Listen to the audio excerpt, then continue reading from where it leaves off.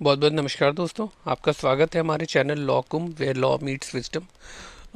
दोस्तों, आज हम जो टॉपिक डिस्कस करने जा रहे हैं वो एक अक्यूज्ड का केस नहीं है, वो एक किसी विक्टिम का केस नहीं है, वो एक लॉयर का केस है।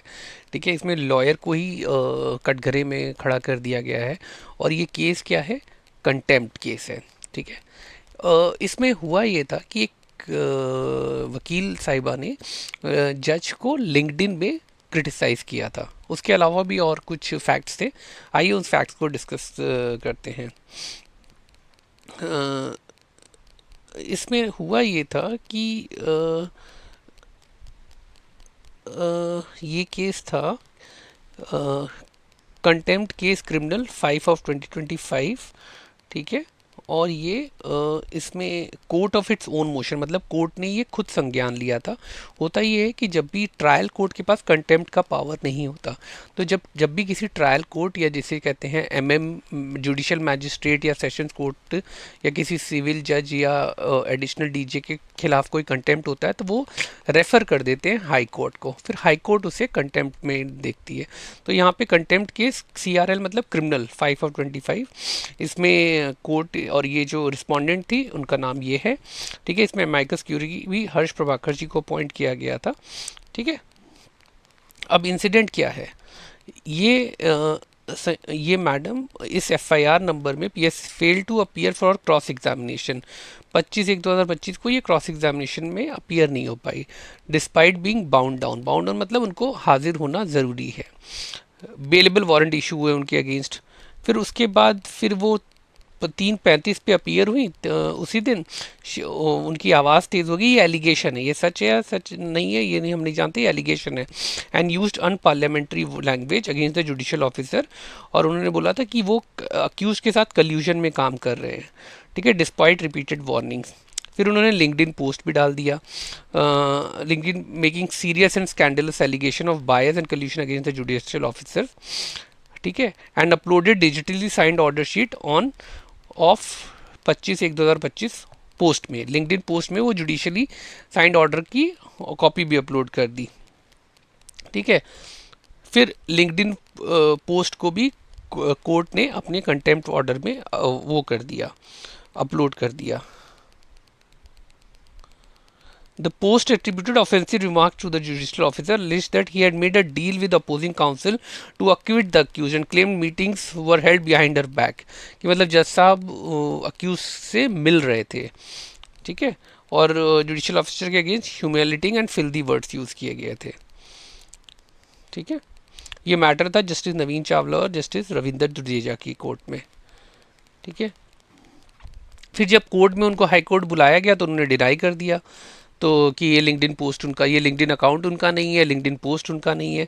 तो कोर्ट ने फिर क्या किया कि उन्होंने लिंक्डइन के लॉयर को बोला कि आप हमें रिपोर्ट दो, ये अकाउंट किसका था और कैसे था। तो लिंक्डइन ने फिर साइबर सेल दिल्ली पुलिस की भी हेल्प ली और IP एड्रेसेस वगैरह लिए, फिर सारा कुछ देखा। तो जिस दिन 29/1/2026 को हाई कोर्ट ने ऑर्डर किया लिंक्डइन को, साइबर पुलिस दिल्ली को, साइबर सेल दिल्ली पुलिस को, तो पता लगा उसी दिन ये डिटेल्स थे। उसी दिन वो अकाउंट डिलीट हो गया है। ठीक है। डिलीटेड ऑन 2:18 पे दोपहर में वो अकाउंट डिलीट हो गया था। ठीक है। फिर उससे इन्वेस्टिगेशन हुई तो ये पता लगा सारा डिटेल कि किस फ़ोन नंबर से था वो अकाउंट, ये सारे डिटेल पता लगे। हाँ, ये फ़ोन नंबर उन्हीं का था, कंटेमनर का ही था, मैडम का ही था, जो लॉयर मैडम थी। ठीक है। या तो उनके भाई का मोबाइल था। तो कोर्ट ने ये सारी रिपोर्ट पुलिस ने कोर्ट में लगाई। तो कोर्ट ने ये सब रिपोर्ट देखने के बाद बोला कि एक तो आपने लिखा और दूसरे आपने ये बोला कि अकाउंट आपका नहीं है, तो ये प्राइमा फेसाई फाइंडिंग है कि ये कंटेम्प्ट है, कि आपने कोर्ट से झूठ बोला और आपने ये अभी भी बोल रहे हो कि continue to maintain that the post was not uploaded by हर।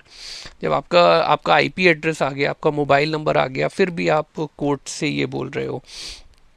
तो कोर्ट ने बोला कि अकाउंट ओनरशिप आपकी एस्टैब्लिश हो गई है, ठीक है, आपने उसमें स्कैंडलस कंटेंट भी लिखा था, ठीक है, और ये effect of administration of justice है, स्कैंडलाइजिंग द कोर्ट है, मतलब कोर्ट के अगेंस्ट एक स्कैंडलाइजेशन एलिगेशन है जो वो कोर्ट की रेपुटेशन को डिसरेपुटेशन देता है, ठीक है। तो इसलिए कोर्ट ने बोला कि प्राइमा फेसाई आप गिल्टी हो, तो और आपको शो कॉज नोटिस दिया जाता है, ठीक है। उनके खिलाफ चार्ज फ्रेम हुए, ठीक है, और उसके बाद ये बोला गया कि कॉन्स्टिट्यूटिंग क्रिमिनल कंटेम्प्ट है, आपने जो कुछ भी किया, और मैडम ने बोला कि ये वो दोनों सारे के अगेंस्ट नॉट गिल्टी प्लीड करती हैं और वो केस चलेगा।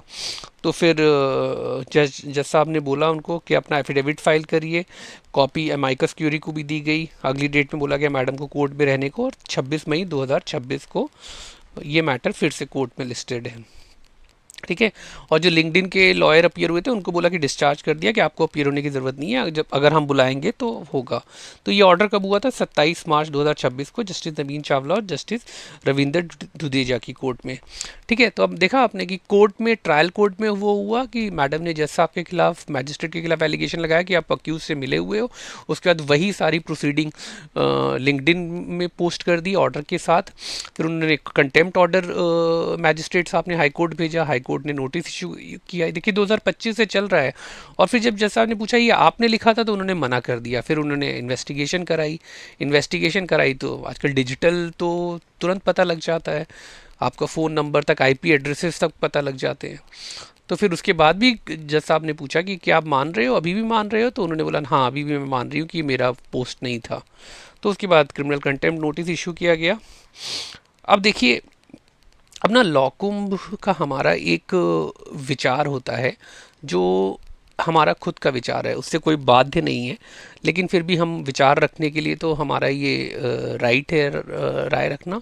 और एक जिसे कहते हैं कि कोई इसको मानने को बाध्य नहीं है, लेकिन फिर भी हमारी राय है कि सबसे पहले मैडम को ना अनकंडीशनली अपोलोजाइज़ कर देना चाहिए, क्योंकि ये जैसे लग रहा है ये एक यंग लॉयर है, ठीक है, फ्यूचर बहुत ब्राइट है आगे इनका, ठीक है। कभी कभी पर्सनल लिटिगेशन होती है ना तो वो लोग परेशान हो जाते हैं, और ऐसे जज थोड़ा भी इधर उधर होते हैं तो पर्सनल लिटिगेशन खुद से करने में लोग परेशान हो जाते हैं फिर, और उस चार्जेस को कंटेस्ट नहीं करना चाहिए।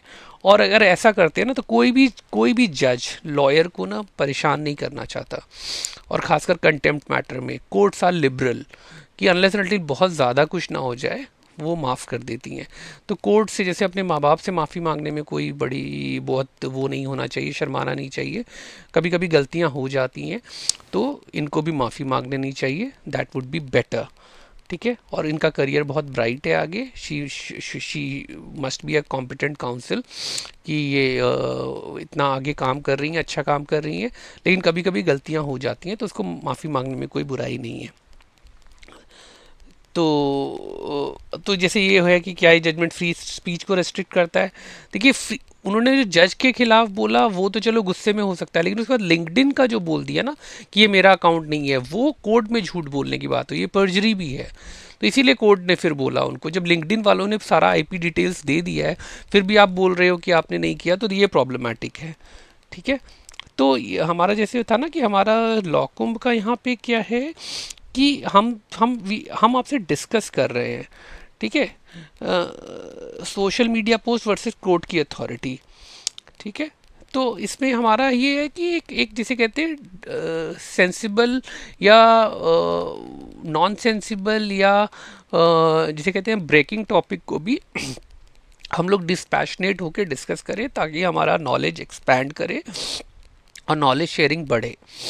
तो आई बिलीव कि आपको ये डिस्कशन पसंद आया होगा और आप हमारे चैनल को LSS लाइक, शेयर और सब्सक्राइब करते रहेंगे। बहुत बहुत धन्यवाद।